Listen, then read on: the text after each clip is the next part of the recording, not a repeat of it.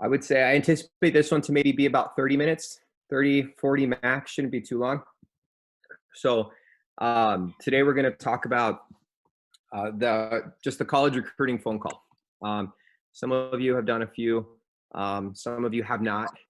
I'll give you just the perspective from the side of like the college coach, a little bit of advice. I'll break down into two types of calls, and then we'll have a little bit of Q&A at the end. So if you have a question, you can type it in. That's okay, and then I'll just answer those once we get to the end.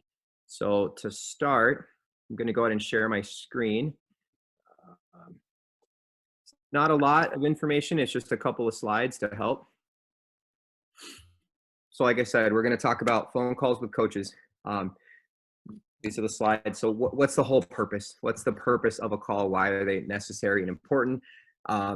What things you should do to prepare for a phone call? You should always prepare a little bit. Usually the phone call is the first impression, so you want to leave a good one. And the two types, there's the coach initiated, and then there's the player initiated call. They're about the same. I think we'll get to the differences, and we'll definitely mock the coach initiated phone call. And then we'll open it up to some Q&A. So real quick, just the purpose of a call. One of the main reasons to have a phone call, it's a formal introduction, right? It's your chance to have a chat with, give me 1 second here. Okay, no, we're good. Back to full screen. Okay, it's your chance to you're going to introduce yourself to the coach, and you're going to this thing even playing. There we go. So coach will formally say, hey, we're interested in you, and then kind of get started with the recruiting process. Another one is, if you're the prospect asking for a phone call, it's your chance to let the coach know, I am interested. I'd like to learn a little bit more. So it's a good first impression. Usually the first contact is going to be an email, just an email expressing interest. And then the next one will be a phone call. So then we can have a conversation about, what the process looks like. You want to be really clear in the phone call. If you're going to start that path, it's usually because it's a school that you are interested in. So from the coach's side, one, I'm introducing who I am. And then two, I am very clearly going to say, hey, we are interested in you as a player. Let's start talking about what we have to offer, what kind of school we are, what kind of program we have. So usually I use that phone call to be very clear. You're somebody we're looking at. The other one is to give the recruit a snapshot of the university and the program. You aren't going to get everything answered all at once. It's a snapshot, right? And the same thing about the soccer program. You should learn a little bit of both with your phone call. It's also the coach's opportunity to maybe through the conversation gauge a little bit of how interested are you, and maybe just to learn a little bit more for later, right? What are you interested in studying? What are some of your other interests other than soccer? As a college coach, I'll probably use that information later on. Sorry, let's get back here. I'll use that information later for an in-person visit, or just to get an idea of kind of who you are. Right? What are the goals that you're hoping to accomplish in school? Can we help you with that? And then just kind of what kind of person are you? What kind of soccer player are you? Are you going to fit the culture of the team? And again, snapshot, right? So that first conversation is important. The more prepared you are for it, the easier it's going to be. Okay. And then the last one is, it's just to outline what are the next steps, right? So after that phone call, you should have, whether it's a checklist or a timeline, but some sort of, this is the next step now. It may mean another phone call in a couple of weeks or months or after an event. It may mean an invitation to campus. Okay. So how to prepare for the call. You should always research the roster. Pull it up on your phone, sit down for 20 minutes and look up the school. So look up the school, look up the team, research the roster. Like, how many players do they have? Is it a program of 40? Is it a program of 20? If it's a program of 40, that might trigger some questions you might want to ask. How do you manage 40? Is there a JV team? Who coaches the JV team? I would also maybe go back if it's a big roster. You could also pull up the minute, like the game log, and figure out who's playing, who's dressing, like who's on the bench. And then if you really dig deep and do a little more research, you can look at, well, if they traditionally carry a big roster, how do players move from their freshman year to their junior and senior year? Do they maybe their first year they're on the roster of 40, but they aren't traveling. And then maybe you do notice that as they get older, yes, they get to travel. They get to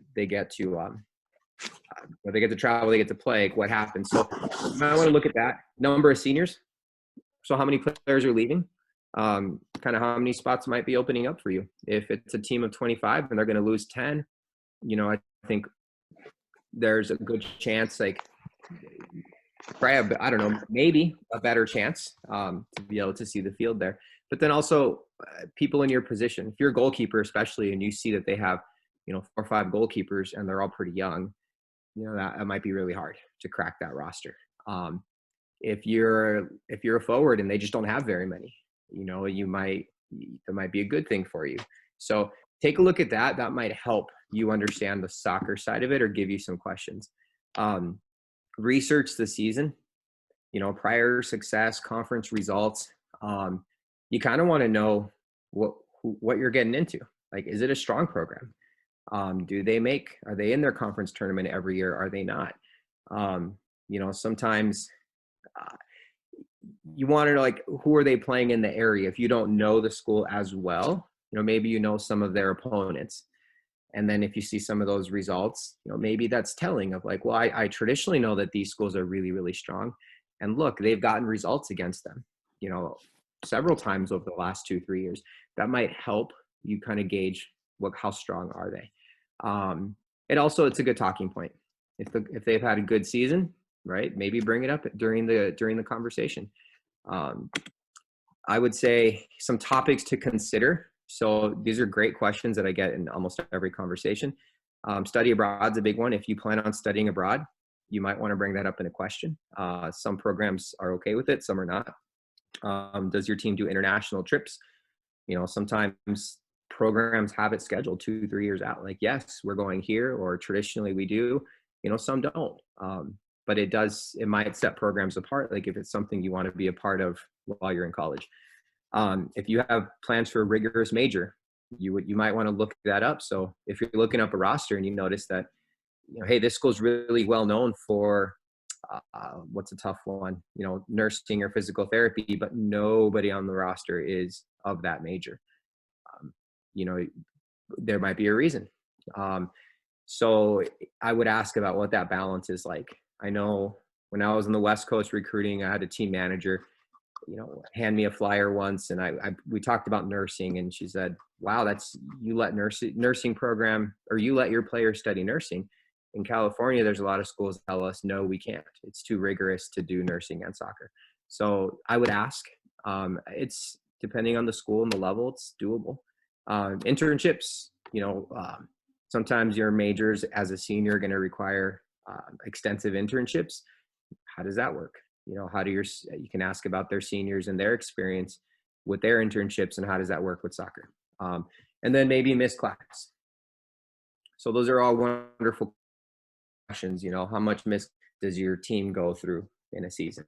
I probably don't know an exact number, to be honest with you, but I would say, for us, it's never been an issue, and I don't think it's more than like maybe 3 or 4. So that's a good question to ask. And then the other one, so sometimes I get it very blunt. Am I going to play? And then other times people ask in very creative ways. Like, this is one, how well do you see me fitting into your program? I think it's a fair question, but I also think the timing has got to be right. Like, if it's too soon to know, it's early, you may not get that answered till later on. If, I would say the closest I get is, I could really see you challenging for time right away. But it really just depends on how hard you're willing to work and how smoothly you transition to the college game. But you won't find many coaches that give very clear promises of playtime. It's usually about what I gave you. That's about as close. Maybe they place it in the third, But this is it's a good way to ask it. So how well do you see me fitting into your program? And then, so a coach initiated call. Coach initiated is essentially, I go to the field, I see you play. I think you're a wonderful player. I email you or your coach, and I figure out, it's like, hey, it could be, I saw you play this weekend. I think you're an awesome center back. I think you would do well in our system. I like the way you build through the thirds. I'd love to talk to you about our program. We're a small private school, this, and that. And, with your GPA, whatever was listed on the flyer, I think you get great academic help. Would you like to, I'd love to set up a call with you. It's a typical good first email. And then it's, here's some times next week. So usually the call is set up. It's not like they're going to randomly call you. And the calls are quick. They're about 10, 15 minutes. It's an introduction. You won't hear everything. It's step one, right? And then if you like it, then you keep going to step two. So program introduction by coach is what you're going to get. Q&A, you should always have a question. Always, one or two questions. So once you set up your call, because the coach says they're interested in you, you need to research that school and you need to have a question or two. And if you're not comfortable with that school, it's not a good fit. You can choose. If it really isn't, then you don't need to set up the call. If it is, you can, if it's remotely interesting, set it up and listen, have a question or two, and that's okay. Keep them as an option. And then you're probably going to get an outline for the next steps. Usually that call.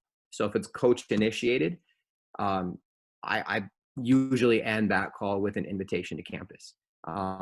You don't have to set a date. You can. Maybe it's, hey, how about this? In the next couple of days, we'll stay in touch and we'll go ahead and set a date for a 4-hour visit.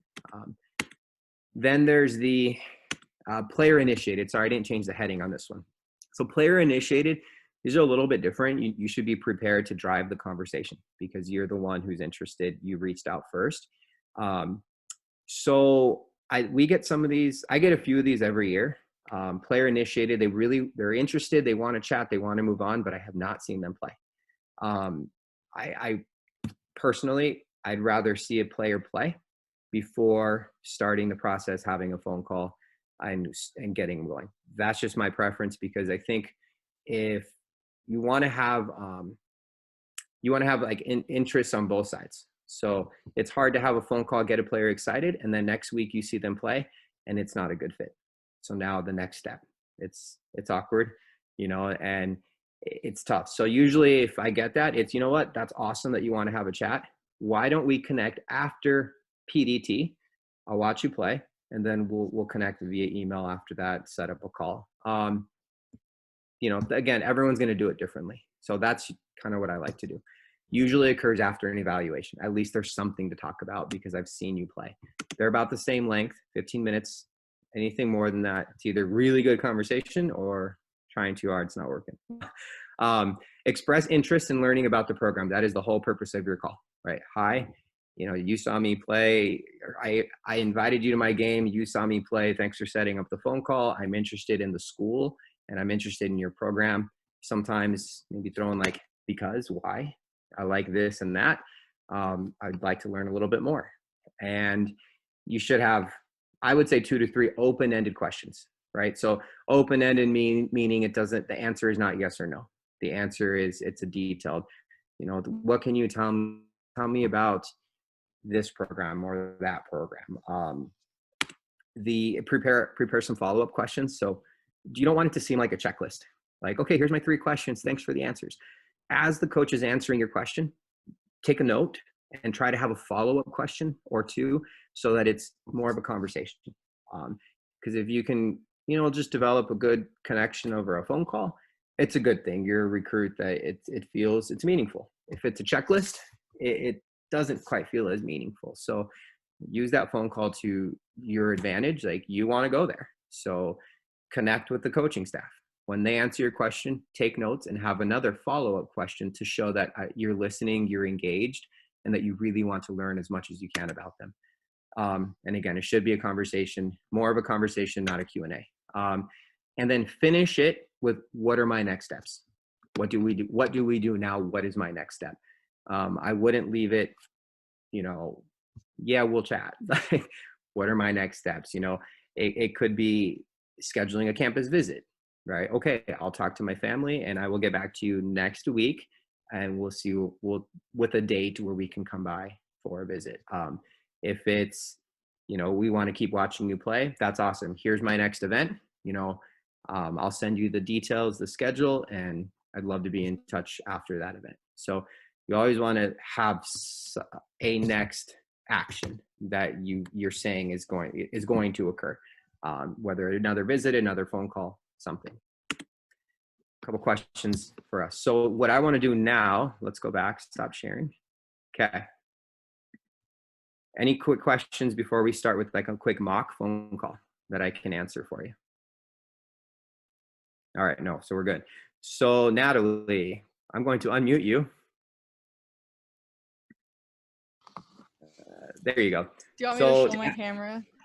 Yeah, show your camera. Show Okay. your. All right, so Natalie on the O3s is going to, we're gonna do a mock phone call, okay?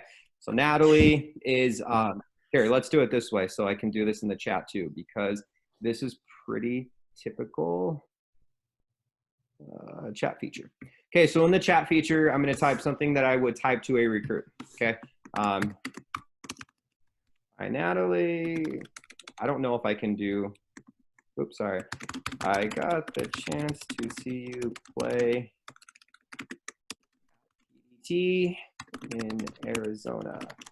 You did really well as a white striker.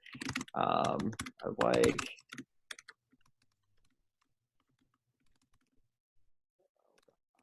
please ignore my typos, okay, if I have too many one areas, and I think you would. I got that part.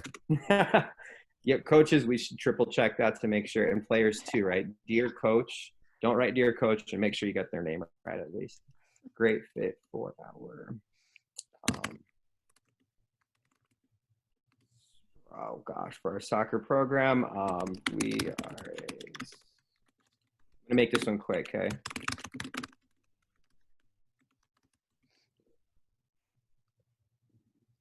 Please. Some of our more popular.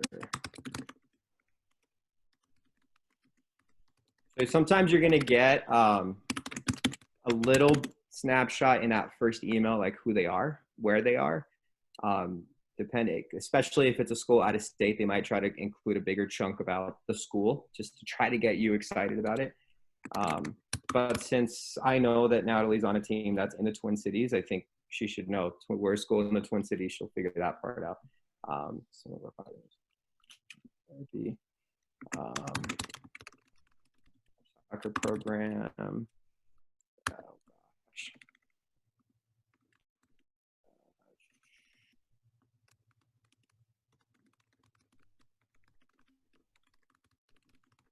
So maybe they throw in a little bit about the program as well, right? Like our soccer program regularly competes in the conference tournament each year, and we are looking to continue that success with awesome recruits such as yourself, right? Thank you. Wait. There's my sales pitch right there. Here, paragraph, I'll try to. I would love the opportunity to speak with you.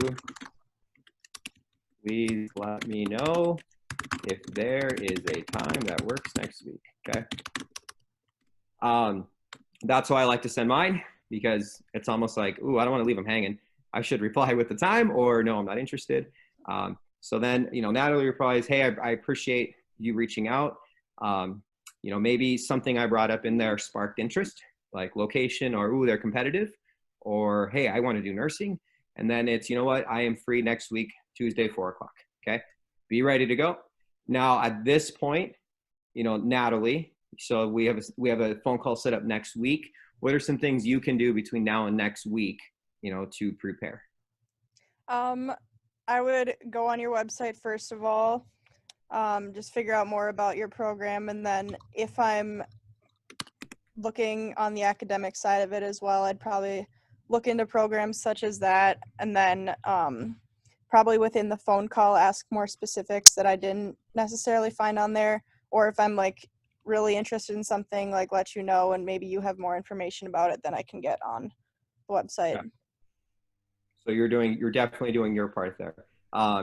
You can also check in with your coach and just say, hey, tell me about this email or tell me about this school, right? So I'm going to write that down. Check in with your club coach. Sometimes they can help you with that. Okay.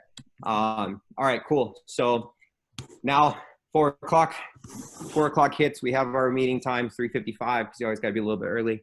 Gosh. All right, let's phone call. Hi, may I speak to Natalie? This is she. No, thank you for reaching out to me. Oh, no problem, Natalie. Thank you for taking the time to set up this phone call. I'll be quick. I just want to, I just want to formally introduce myself. My name is Jesse Campos. I'm the head coach at St. Catherine University. And I got a chance to see you play in Arizona.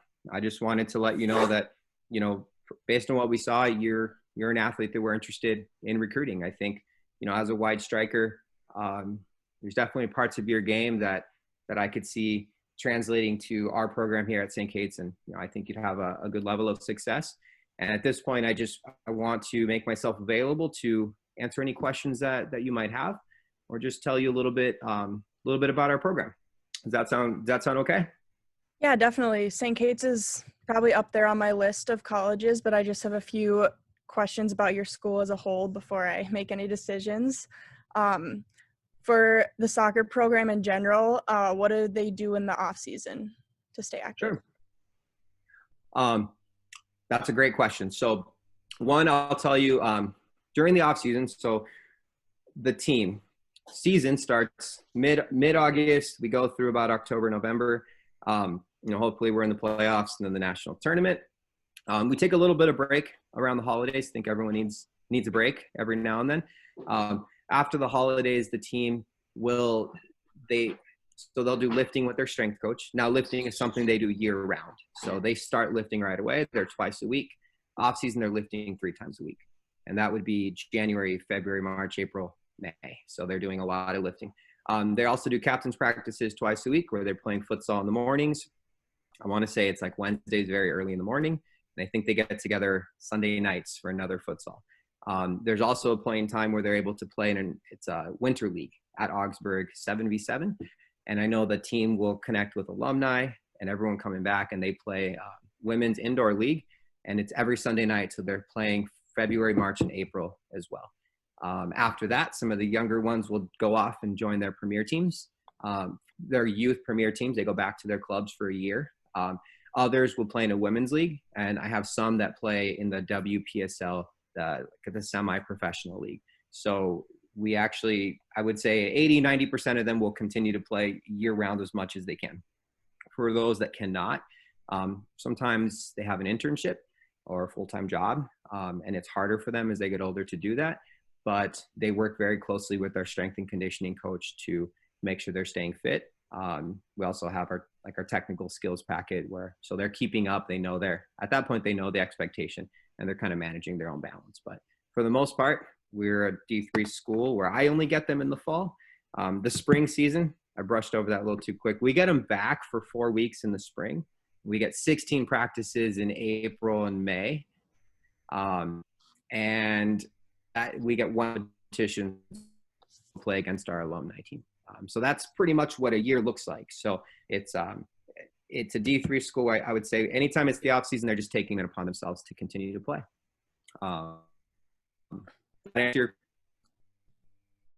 Yes. Okay. What? Sorry, you glitched out there. Sorry, it glitched. So I hope I was able to answer your question there. Yeah, that sounds great. Okay. All right, and then While I have you on the phone. Oh, go ahead. Oh, I was gonna go on to the next one. Well, let me tell you like 2 other things about the program that I think hopefully are exciting, because I want you to use this chance to kind of learn a little bit about who we are. A couple other things that we do. We are doing an international trip in 2020. I want to say it's 2022. The last time the team did a trip, we went to Spain. We went for 10 days. It was a ton of fun. And every 4 years we do plan on going. And the team will fundraise. We host some camps in the summertime, and that's how we raise the funds so that we can do that. So we will do an international trip. And then within 4 years, we also like to go to the West Coast to play a little bit. So in 21, we'll open up our season in California. So there's a little bit of travel, but then within our conference, we're all a little bit closer. So, we'll do travel trips, but throughout the season, a lot of our stuff is more local, which is nice because if you have a rigorous major, you aren't missing that much class time. And it's a lot of your family would be able to watch you play, because our whole league is a little more local. And Natalie, I have a question for you. What is it that you're interested in studying? Nursing. Nursing, perfect. Nursing is one of our top majors.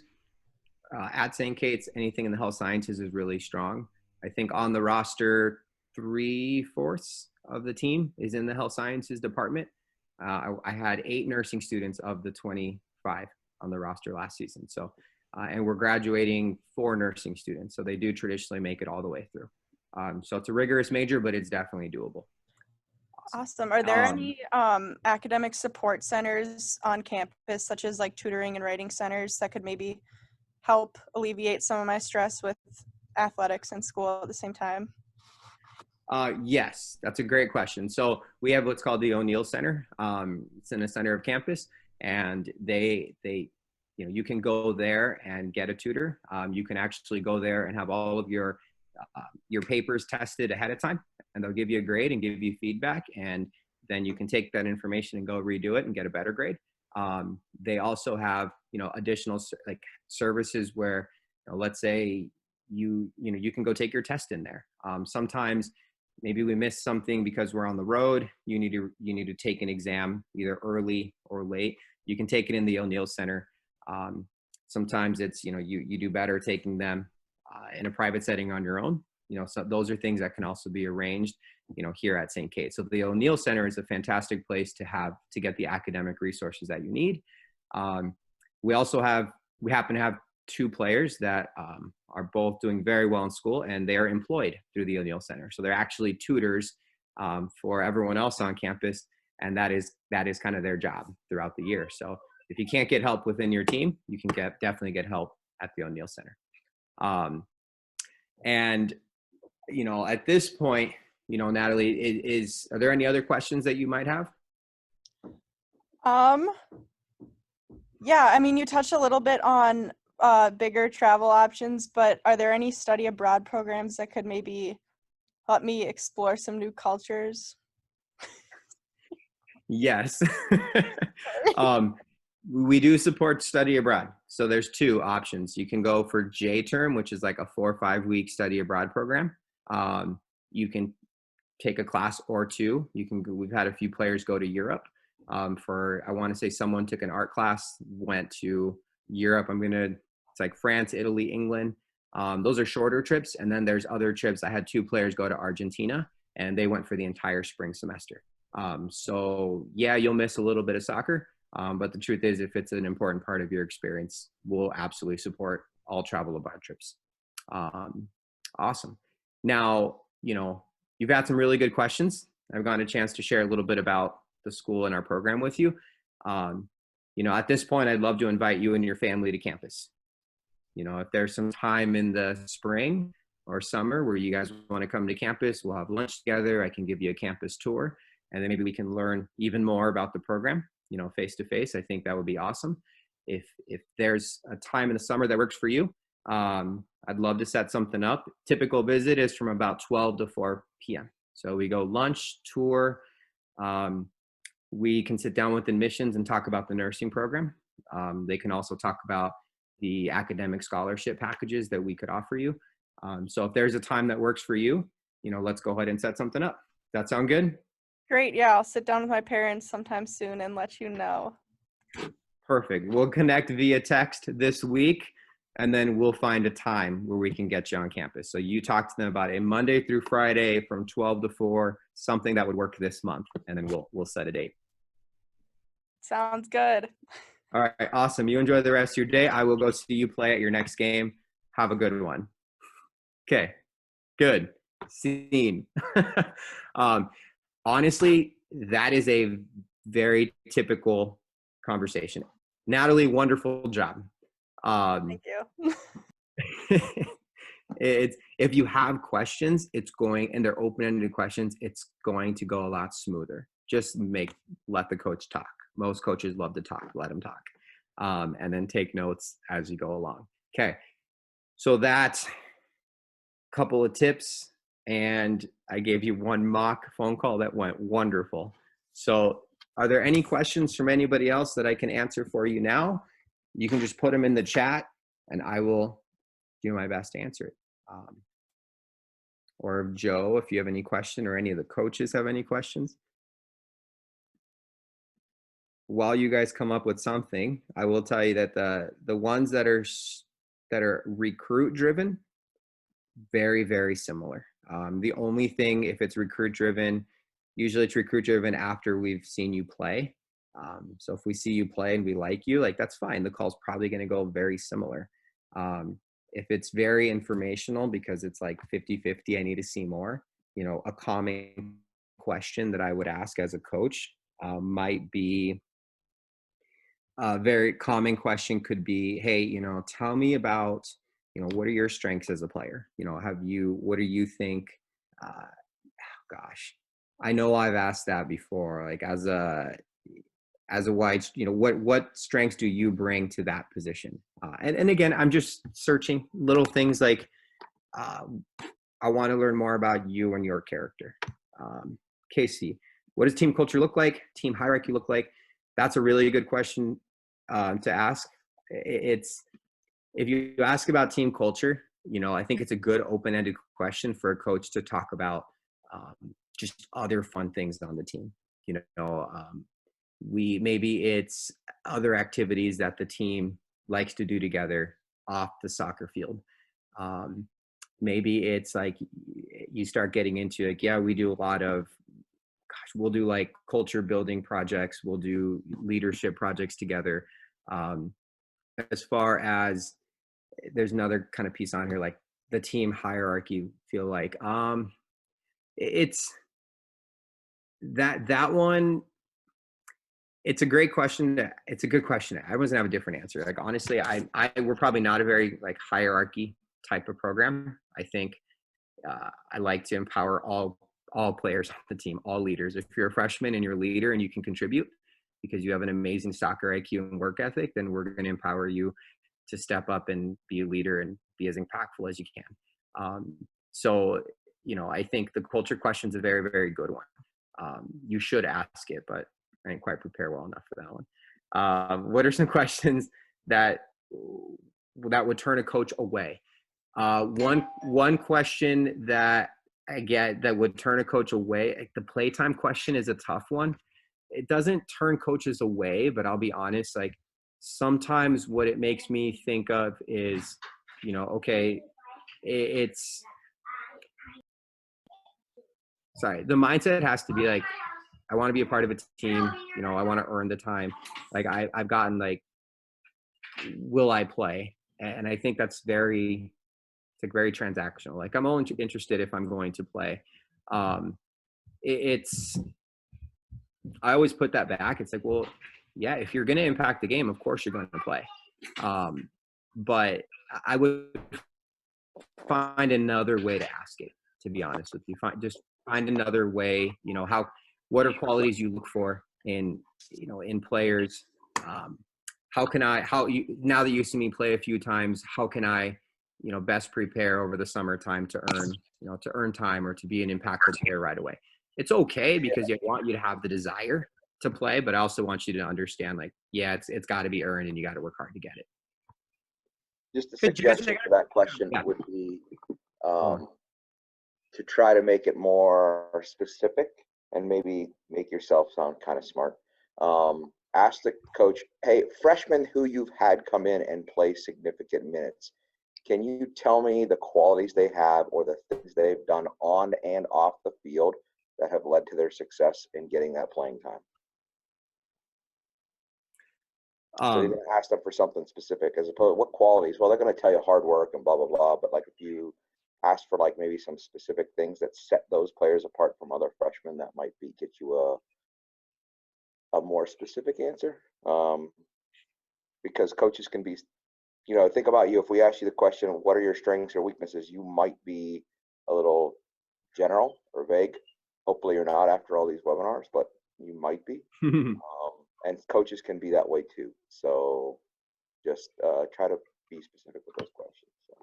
And I would agree with Jesse, that mock call, even some of the little awkward moments where like, they kind of were, both of them were talking, or those are all normal. So like all the things you heard, like if you experience this on the call, don't think, oh my gosh, I started to talk and he was talking or she was talking. Oh, what do they think of me? Jesse was right. That was a 100% garden variety normal phone call with a recruit. Oh yeah. Sometimes it's just, like you break the ice a little bit, you get to know them. I don't really, even the question of like, what is your strongest attribute as a player? Like sometimes I don't really even ask that. Like I've already seen you play. I think you're a good player. So now it's just a casual conversation. I want to follow up to Joe's comment about the way that you worded that is perfect. You literally took the, am I going to play question and turned it into, in my mind, I interpret that as, that's awesome. This player is driven. They're motivated. They want to play. They want to work. That's a great question. I would say, I'd look at some of my freshman players and I would say, look at the game cards. I play freshmen. If they're good enough, they will absolutely play. And why did that player play so much? She is fearless. She works hard. She takes people on. And not only does she attack well, she hustles back to transition to defend and win possession back every time. I would outline some of those little characteristics. But no, I think that was a wonderful way to flip it, because it's a good question to ask, but it also says you're paying attention. You really want to work for it. Joaquin, you had a comment. Yes, so Jesse, in the past, a couple of my players, well, more than a couple have had that question asked by a coach. So will you ask them, and if you ask them, do you have any offers from other schools? What do you think the right answer is? I mean, obviously, if they have other offers, Mm-hmm. I mean, how would you answer that? Because in the past, one of my players said yes, and then the coach asked, then why are you here? And in the other one, the coach says, like, well, we'll give you a better offer. We'll give you whatever you want. So there were two. I mean, and both of the players were very good. So I mean, I don't know what your take is on that. My take, I don't know. It's kind of it's a little bit of an unfair question. I mean, I think if you're asked that, it's. Personally, I would say if it were one of my players being asked and they, had a moment to say, coach, help me out on this question, I'd say, well, I would say, yeah, there's some schools interested, there is interest. Like I have offers, but right now, like I really want to learn about like this, like redirected a bit. Like I want to learn about this program and this school and, what it would look like if I want to see what it looks like if I came here, if I entertain this idea. So that's a bold question. I don't know how often, it puts players on the spot. Like I have asked, what other schools are you looking at, but it's usually never like the reason I ask sometimes is just like more of a timeline thing. It's like, okay, if you have some interest, like, and sometimes my follow-up question is, what is your timeline? Like, when are you looking to make a decision? And it's simply, if you have offers, that tells me, okay, I should work pretty hard right now to get all of your questions answered. How much financial aid do you get here? How much scholarship money would you get here? So sometimes I ask the question, and the reason I do it is, okay, if you have offers, then I better work faster. Like I better get you the information that you need so that you can make, and then my question is, what's your timeline? I'm not rushing. I'm simply saying, okay, if you want to make your decision by August, then I need to do these things in May, June, July, because I can't expect you to make a decision if you haven't done a visit, if you haven't sat down with a counselor to talk about your scholarship money. So those are reasons why I would ask. I would assume that if a coach is asking, like, do you have other offers? It's typically, okay, how fast do I need to work? If you have an offer, then I better hurry up. But it happens sometimes where it's, then why are you here? That is totally not an appropriate response. Like, I would never do that to me. It shouldn't happen. Jesse's But it nice does though, sometimes. and there I'm are nice. coaches out there who are not as nice. And Joaquin, now, like you don't know. There's a reason that coach is asking the question, and you don't know. My approach would be, my recommendation for you is just be honest with them, because at the end of the day, what you're hopefully seeking is honesty from them. So if you're dishonest and you're trying to play too many games or trying to figure them out all the time, then that is what you probably can expect in return. So I would just be honest. And if there is like a negative aspect to their question, then maybe that's not the place you want to go anyway. So if your answer doesn't line up with what your coach wants or what the college coach wants, and they're dismissive of you, and this is the part where they're trying to woo you, right? Like they're trying to encourage you to come to their school. So what are they going to be like when you have an answer that they don't like, when you're actually their player and you don't really have a lot of latitude to make other choices about what's, like, you're already at the school, so you don't necessarily want to transfer. The other thing that you can flip it around on them and say, as you're asking these questions, what's your typical timeline for recruits? Because we've not gotten into visits yet, but you might go on a visit and a coach likes you, and the coach might say, you might not even ask for the offer. They might just say, here's your offer. Go home, think about it. I need an answer in 48 hours. Yeah. That happens. That 100% happens. And obviously that might be a good thing for you. You might love everything about the school and want an offer, and awesome. But at the same time, you might not be ready to make that decision yet. And they've put a lot of pressure on you in that situation, and now you've got some thinking to do. So that might be, I would definitely ask that question. What does your timeline normally look like? Because every coach is different. And then in terms of, if they ask you, well, why, like if they do say, hey, what other schools are you looking at? And you answer honestly and say, well, I have an offer from this school and I visited this school, or I'm looking to visit this school. And they say, well, why are you talking to us? Your answer, again, you want to sound like a smarty pants, just say, well, I think before I making a decision about a school or what university I'm going to go to is a pretty big decision in my life. And I would like to be as educated as possible before I make that decision. So I think I need to look at several schools and really weigh my options before I make such a big decision. So I really love your school, and that's why I'm on this phone call with you, because I want to learn more about it, and it's really interesting to me. But I've also talked to a couple other schools because I want to make sure that I'm making the best choice for me. And again, if they don't like that, or they kind of get an attitude with you about it, and that kind of rubs you the wrong way, well, then that might be a school that either goes down on your list or you just completely wipe off the list. Well, the finding out about people. Don't forget that they're interviewing you, but you should be going into this with the attitude of, I'm interviewing them, because these are the people who have a direct effect on a big part of my life for 4 years.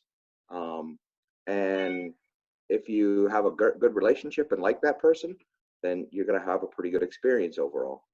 If you end up not doing as good of a job at interviewing them, and then you find out later on, like, oh man, I wish I would have asked this question when I was being recruited by these people, then you're going to end up saying, you either have to suck it up and deal with a not great situation for 4 or 5 years, or you have to transfer.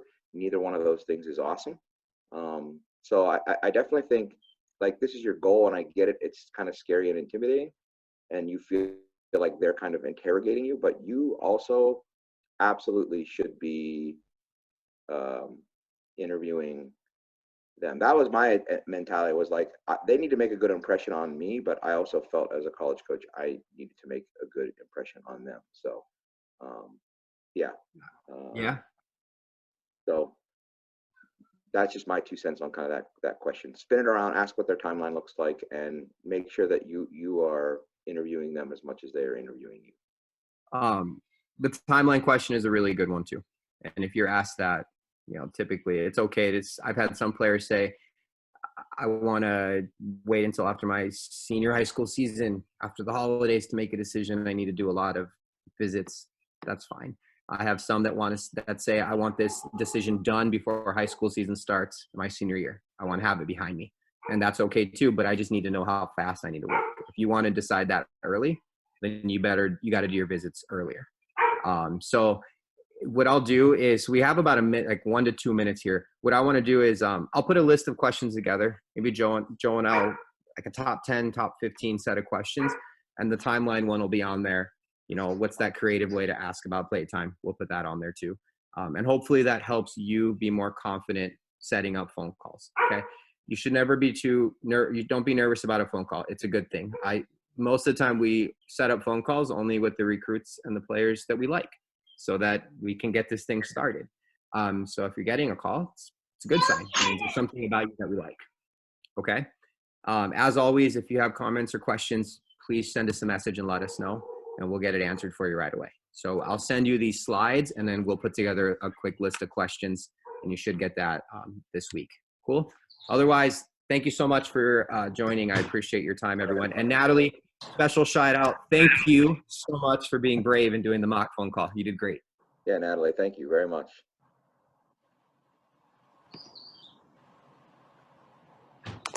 Thank you. You're welcome. You're fine.